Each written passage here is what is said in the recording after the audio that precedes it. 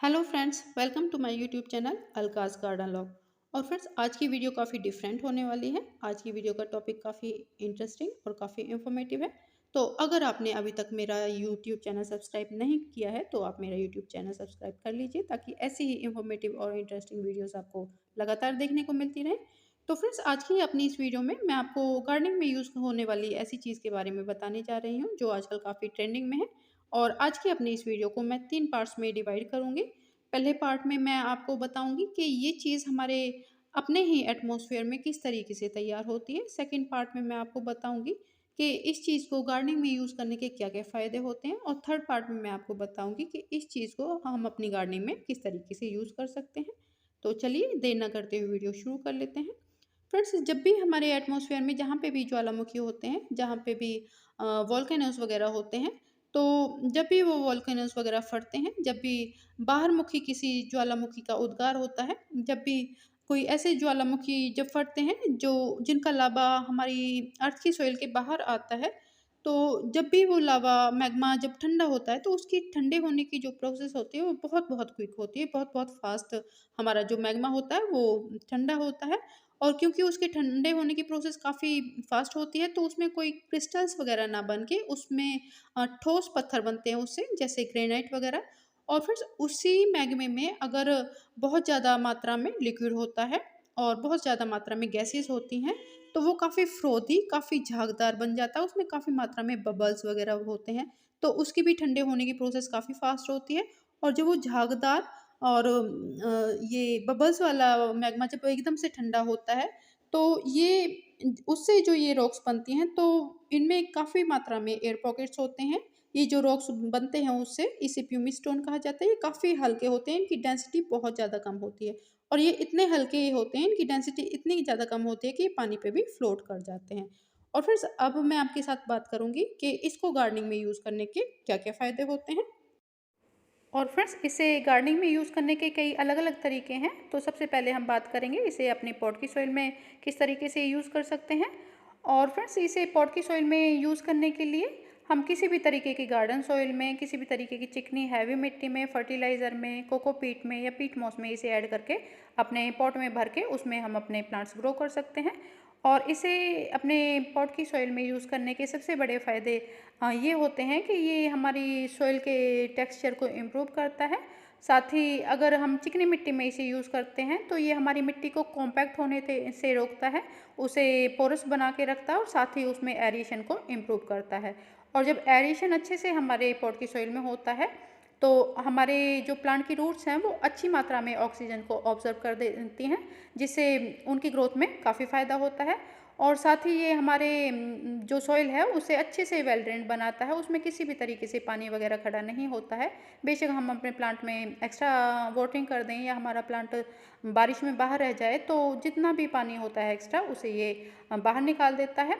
और फ्रेंड्स, काफ़ी हद तक ये जो प्यूमिक स्टोन होते हैं एक स्पंज की तरह भी काम करते हैं। अगर एक्स्ट्रा मॉइस्चर, एक्स्ट्रा पानी अगर कभी कभी हो भी जाता है हमारे प्लांटर में, तो उसे ये एक स्पंज की तरह ऑब्जर्व कर लेता है।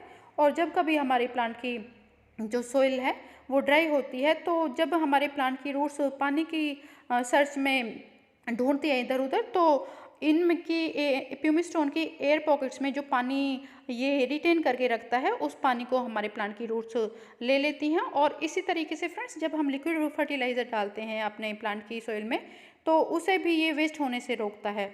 जैसे वेल ड्रेन काफ़ी सोइल होती है तो वो सारा लिक्विड फर्टिलाइज़र बाहर निकल जाता है, तो ये कुछ हद तक उस लिक्विड फर्टिलाइज़र को भी अपने एयर पॉकेट्स में स्टोर करके रखता है और धीरे धीरे हमारे प्लांट की रूट्स को ये देता रहता है और काफ़ी फ़ायदेमंद होता है इस तरीके से। और फ्रेंड्स, साथ ही ये काफ़ी अट्रैक्टिव होता है अगर हम इसे एज ए मल्च अपने प्लांट में, अपने पॉट में यूज़ करते हैं तो।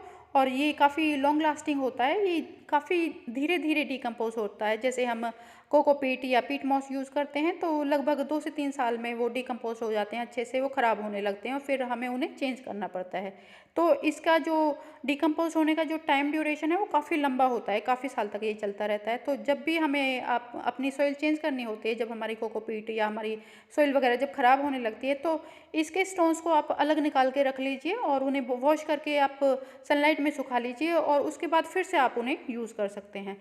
और फ्रेंड्स, आप अगर आपको अच्छी मात्रा में फर्टिलाइज़र वगैरह चलना है तो आप इन्हें एक्टिवेट भी कर सकते हैं। इन प्यूमिस्टोन को आप ऐसा करें कि 24 घंटे के लिए आप किसी भी लिक्विड फर्टिलाइज़र में, किसी भी माइक्रो न्यूट्रिएंट्स के घोल में या इस तरीके की किसी भी चीज़ में आप 24 घंटे के लिए प्यूमिस्टोन को भिगो के रख दें और फिर आपके उसके बाद आप अपने पॉट की सॉइल में इसे मिक्स कर सकते हैं।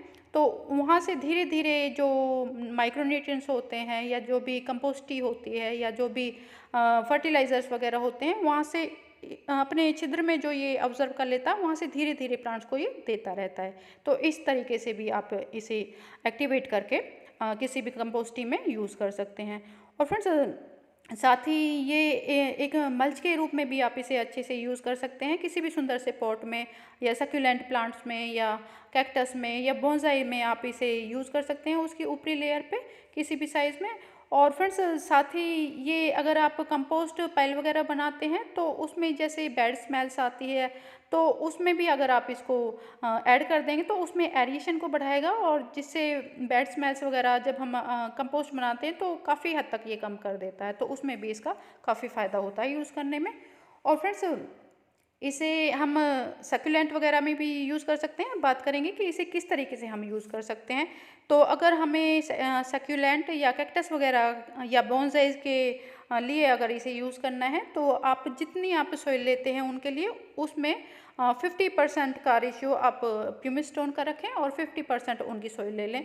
50-50 का रेशियो रखें आप अपने सक्यूलेंट के लिए, कैक्टस के लिए या बोनसाई के लिए आप इसे यूज़ कर सकते हैं। और अगर आपको अपना नॉर्मल प्लांट्स के लिए इसे यूज़ करना है तो आप 10% का इसका रेशियो रख सकते हैं। आप किसी भी तरीके की मिट्टी का 9% ले लें, 90% और 10% आप प्यूमिस्टोन ले लें उसमें। उससे अच्छी मात्रा में आपके प्लांट को मॉइस्चर भी मिलता रहेगा, आपकी सॉइल भी वेल ड्रेन रहेगी, एरिएशन अच्छा रहेगा आपके पॉट की सॉइल में और आपके प्लांट को काफ़ी हद तक फ़ायदा होगा। और फ्रेंड्स साथ ही इसमें काफ़ी अच्छी मात्रा में न्यूट्रिएंट्स भी पाए जाते हैं क्योंकि ये कुछ लावा स्टॉक से जहाँ से आता है वहाँ की सॉइल में, वहाँ के लावा रॉक्स में कुछ हद तक मिनरल्स वगैरह पाए जाते हैं।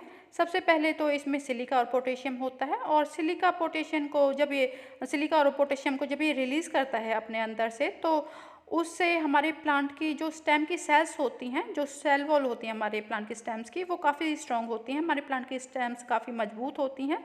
और दूसरा फ्रेंड्स इसमें मैग्नीशियम भी होता है जिससे हमारे प्लांट में क्लोरोफिल काफ़ी मात्रा में मिलता है हमारे प्लांट को। जब ये डिकम्पोज होता है धीरे धीरे तो उससे क्लोरोफिल मिलता है मैग्नीशियम के डिकम्पोज होने से और उससे हमारा प्लांट हेल्दी ग्रीन बनता है और हमारा प्लांट काफ़ी सुंदर लगता है देखने में। उसके कलर्स वगैरह अच्छे रहते हैं लीव्स के। तो इसी तरीके से हम अपने गार्डनिंग में इसे यूज़ कर सकते हैं। और फ्रेंड्स काफ़ी सुंदर मल्चिंग के रूप में भी ये काम करता है और आप इसे कहीं से भी किसी भी शॉपिंग ऐप से आप परचेज़ कर सकते हैं। आप अगर ख़रीदना चाहते हैं तो मैं उसका लिंक आपको डिस्क्रिप्शन बॉक्स में शेयर कर दूँगी।